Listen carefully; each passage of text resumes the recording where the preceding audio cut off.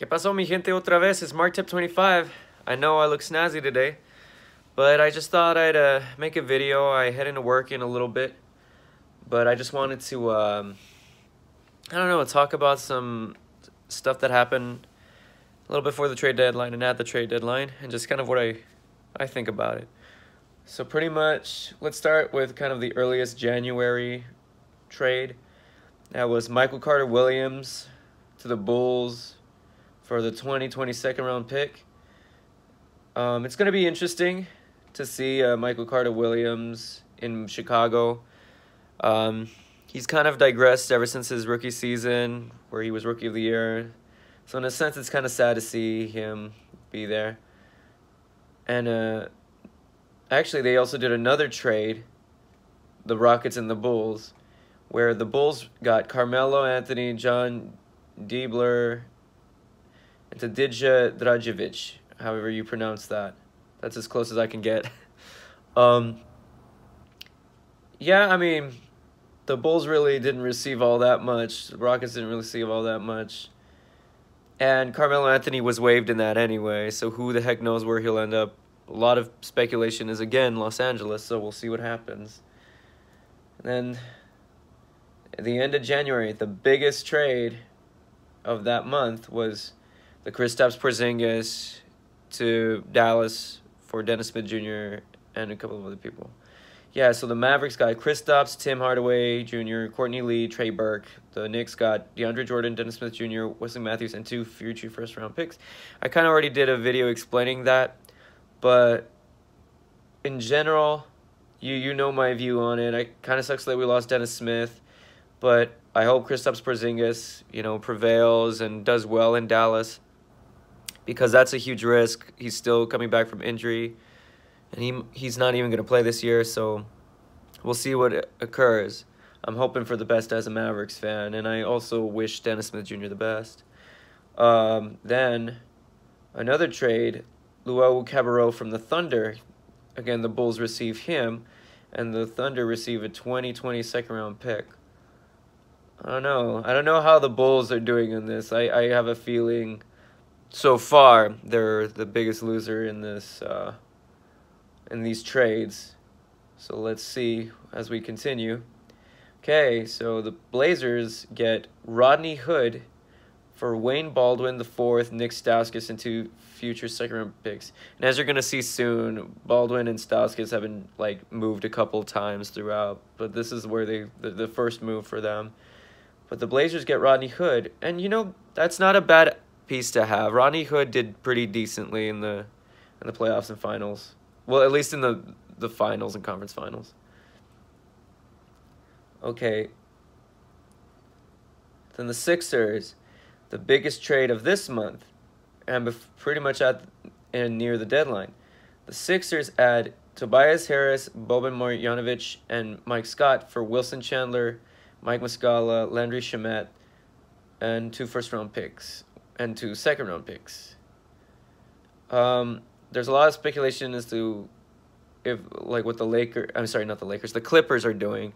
They're creating probably enough cap space to sign some big free agents, but we'll see how this risk bodes for them, because as it stands, they really don't seem to have that much of a pool to pull anybody there. I felt if they were going to do so, they probably would have done it with Tobias Harris, but I guess Tobias Harris wasn't in their plan, so they shipped him out, but the Sixers get a huge, huge win there. The Lakers receive Reggie Bullock in exchange for Sivima Yuliuk, however you pronounce that. Forgive my mispronunciation. You can tell me how it's pronounced in the comment section. And I'm going to tell you in a minute how, I'm going to tell you a few winners and a few losers after this, but I think that's a decent trade. That's a good piece, Reggie Bullock. Let's see, another Sixers trade, Malachi Richardson, the 2022 second-round pick, and the draft rights to Emir Prelzic. That is what the Sixers got, and they got cash considerations from the Raptors, which is okay. okay, I guess. I mean, Malachi Richardson will give more depth to the Sixers, and that's definitely what they need. So another win for the Sixers. Suns acquire Johnson. You got Tyler Johnson and Wayne Ellington in that trade, and the Heat receive Ryan Anderson. Um, I mean, the Heat don't seem to be in some sort of power play right now, so I mean, I guess it gives them more shooting. Johnson and Ellington, I guess, gives the Suns a little bit more help. But overall, I don't think that's too big of a deal. You can let me know what you think in the comments. Then the Pelicans, they land Markieff Morris, and they trade Wesley Johnson. And the Pelicans also receive a 2023 second-round pick. I think that's a good pickup by the Pelicans. Morris is a good forward. I mean, obviously, I'm not sure how much better he's doing than his brother. They might both be doing decent, but I think Markieff Morris is in a good spot. Another Bulls trade. This one, they get Otto Porter Jr., and they ship off Jabari Parker and Bobby Portis. I don't know. I think Otto Porter Jr. is a good piece, and I think that will definitely help the Bulls, so the Bulls don't come out as complete losers. And hopefully, I wish the best for Jabari Parker, because he's had a struggling couple of years. I mean, he's doing okay, but, you know, he's still been struggling. And then another Blazers trade.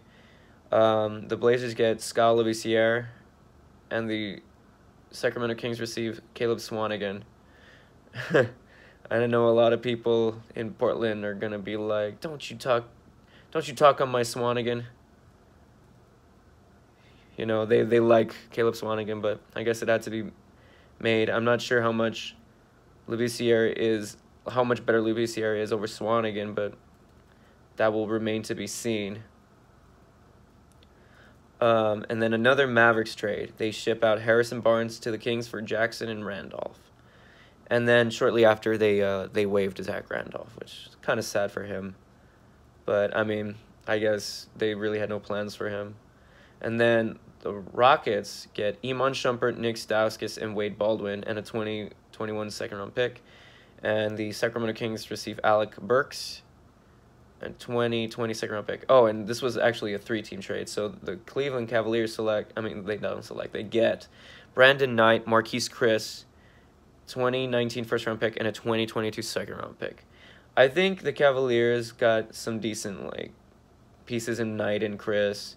Iman Shumpert is a good pickup by the Rockets. I think this is the second time Stauskas and Baldwin are moved. I think they might move one more time. Nets, and yeah, Greg Monroe gets traded to the Nets, but then he's waived. So I guess it's more of a win for the Raptors because they keep getting more cash considerations. The Hawks, they acquire Jabari Bird and cash considerations from the Celtics, and the Celtics get a conditional 2020 second-round pick. Then the Hawks get Shelvin Mack, and the Grizzlies get Tyler Dorsey. Shelvin Mack, I think, is a decent pickup. I don't know much about Tyler Dorsey, so you might have to tell me what you think in the comments. Zubac is sent over to the other side of the city. Just kidding, they're just the other side of the locker room, really. He's sent to the Clippers with Michael Beasley, and in exchange, the Lakers get Mike Muscala. I think that's a decent trade. And I'm going to tell you some things, because I know a lot of people are considering the Lakers losers and all of this. I know Legend of Winning is one of the big ones that considers them a loser, but I'm going to tell you why I don't think so in a minute. So Bradley headed to Memphis. So Avery Bradley's going to Memphis, and the Clippers get Garrett Temple and JaMychal Green. So the Clippers are at least kind of stockpiling more assets, and at least, you know, doing, just trying their best. But I don't know if that's going to pull any free agents. We'll see what it turns into. The Sixers get another swap. They get James Ennis in exchange for the 2021 second-round pick, and that's to the Rockets. And the Pacers get Nick Stauskas, Wade Baldwin IV, rights to Marty Loinen and 2021 second-round pick. And the Rockets receive cash considerations. So that's the third move for Nick Stauskas and Wade Baldwin. Seems like nobody really wants them. And then another semi-big one. I mean, it's big for most, but I don't know, because it remains to be seen what happens to Markelle Fultz. So he's sent to the Magic in exchange for Jonathan Simmons, protected 2019 first-round pick and 2019 second-round pick. So hopefully Markelle Fultz flourishes in Orlando, and Jonathan Simmons is definitely a good pickup by the Sixers. Then a 3-team deal for Mirotic and Thon Maker. Pistons get Thon Maker, Bucks get Nikola Mirotic, Pelicans get Jason Smith, Stanley Johnson, and 4 future second-round picks from Detroit. Thon Maker was disgruntled. I mean, I don't know how he's going to do in Detroit. I mean, he's kind of an idiot for wanting to be traded from a winning team. I understand he's not getting as much play time, but sometimes you gotta sacrifice for the good of the team. But whatever. Nikola Mirotic is going to be good for them. And then the biggest one to probably cap it all off, Marc Gasol to Toronto, and the Grizzlies received Jonas Valanciunas, DeLon Wright, and C.J. Miles, and a 2024 second-round pick. That is pretty big. A lot of people think that's not such a big deal because Marc Gasol is aging. However, I think it's a good play by the Toronto Raptors, who are trying to win now and are desperately trying to keep Kawhi Leonard. And, you know, if I'm Kawhi Leonard, I'm thinking, you know what? They're doing a lot for me, so got to give them that. Overall, I think the biggest winners are the Sixers, the Raptors, and the Mavericks. The Mavericks got some decent pieces and are primed to, you know, start fresh, start new, and hopefully this builds up into a playoff run. A lot of people don't think so, but we'll see what it turns into after the All-Star break. And hopefully Kristaps Porzingis next year can get us over the hump. The Raptors have been making some pretty good moves, especially with the Marc Gasol trade.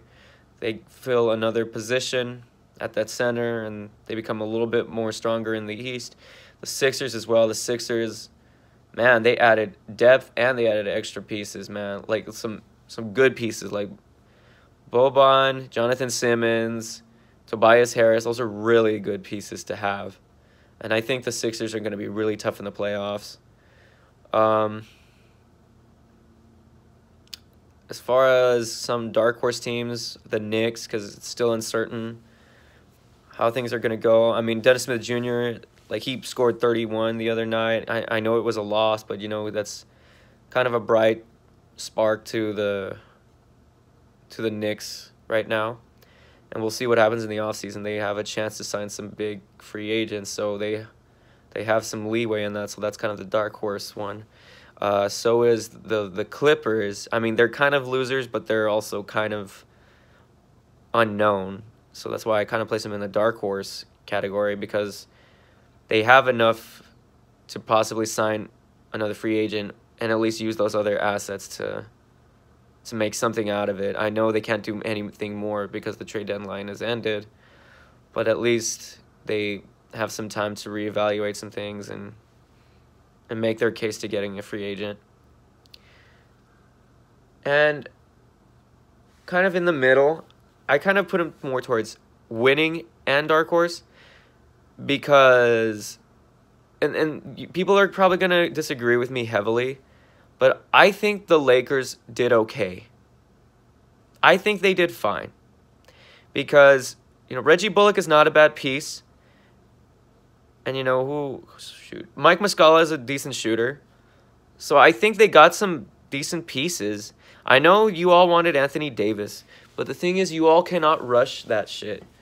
You all were willing to give up pretty much all of your young core just for one player. You know? At least get something back for it. At least with these two trades, they got something back for it. Whether it helps them give a push in the playoffs remains to be seen, but it's definitely better than what the alternative would have been. I know you're all going to disagree. It's like, no, screw you. Anthony Davis would have been way better than this. Well, yes and no, because yes, Anthony Davis overall is a hell of a player, but at the same time, you cannot give up so much depth, so much, chemistry for one guy, because that doesn't help you in the end. It doesn't give you any chance to win. It doesn't help make a push for the playoffs, because then you're empty. Who are you going to fill those spots with? You probably would have gotten Solomon Hill, but I don't know. I think you got to trust who you have right now. If you want to get rid of him in the offseason to make a push for Davis, then fine, do it. But as of right now, I think you all did fine. Personally, I don't think this was a fail. I think it was a smart decision to not pull the trigger, especially since New Orleans was asking for so much. And in a sense, though, the Pelicans are kind of winners in this because they still kept Anthony Davis. He put up a good stat line last night for the Pelicans. So hopefully Anthony Davis can at least, try his best one more time. It's just, make it a season. Build your case. Don't just, give up on them so quickly. If you make it into the playoffs with them, then that's more power to you. And you'll build your case for a lot of teams to be picked up in the offseason in free agency. I mean, and even then, it's like the Celtics have a chance, the Knicks have a chance, the Lakers have a chance. I know he's still on contract, but here's the thing, like, if Anthony Davis wants to go to the Lakers in the offseason, he's going to go to the Lakers in the offseason. If you all feel that's the case. I mean, he could be swept up by the Celtics, but he's already made it clear he doesn't want to go there. So, I don't know. I think the Lakers need to calm down here and pump the brakes a little bit in saying that they failed, because they did fine, in my opinion. They did fine. The losers, I mean, you could say the Celtics, but that's because they had that Rose rule, so, I mean, that wasn't entirely on them. The Rockets did okay, but they could have, I don't know, James Ennis is okay. I guess the winner also could be the Bucks for getting Mirotic. The real losers are Nick Stauskas and Wade Baldwin, because they got traded twice, 3 times. Oh no, James Ennis got to the Sixers, so they added depth. So I guess the Rockets got picks.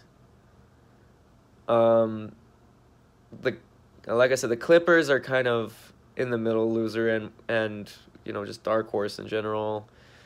The Hawks, I think, are losers. The Grizzlies, I think, are losers in this, because they're not building towards the future with what they got in return. Guess the Nets kind of lost this by, signing Greg Monroe, then cutting him. I mean, they get a pick, but, picks are unknown. I guess the Rockets did okay. They didn't do great, but they did okay. The Cavs, they're semi-winners. They're not losers entirely, but they're not winners either. The Kings, I think, may have won out with the Kings trade, like with Harrison Barnes, Justin Jackson, Zach Randolph. I mean, because the Mavericks ended up cutting Randolph anyway. So the Mavericks probably could have gotten a little bit more out of Harrison Barnes if they wanted to. I mean, Legend of Winning kind of indicated that, so yeah. But yeah, I think in general the Bulls also were kind of losers in this, except for the Otto Porter thing, but for overall they could have done a little better. The Pelicans are not winners, but they're not losers for the fact that they didn't cave in to the pressure from the media and, Rich Paul. But they didn't really do well as far as getting some other key pieces that could have, helped them a little bit more. But it is what it is. Yeah. But yeah, my winners are the Mavericks, and because that's the most I've seen them do in a long time, so they must be planning something. So the Mavericks, the Sixers, and the Raptors. And the middle pack, you got the Cavs, the Blazers. Who else did I have? The Rockets. Did I say the Cavaliers? Probably, yeah. And then the losers. Oh, well, and also the Lakers were in the middle pack. And Clippers, the losers were pretty much the Grizzlies, the Hawks, the Pistons. And I guess whoever got Nick Stauskas and Wade Baldwin, which was the Pacers. So, yeah. That's my take on that. I know a lot of other YouTubers have done some takes on this already, but I just wanted to weigh in and give my thoughts. Again, Lakers fans, you're going to be okay. I mean, you still have your core, and LeBron James is still there. So, I mean, if you have enough faith in LeBron James, you all should be fine. But, again, we'll see what happens. Let me know what you think in the comments, and at some point later, either today or tomorrow, I might do a video as far as where each team stands in the Western Conference and the Eastern Conference and my predictions as to where the final standings will be. But anyhow, you all have a very good day. Hasta la próxima, mi gente. Adiós.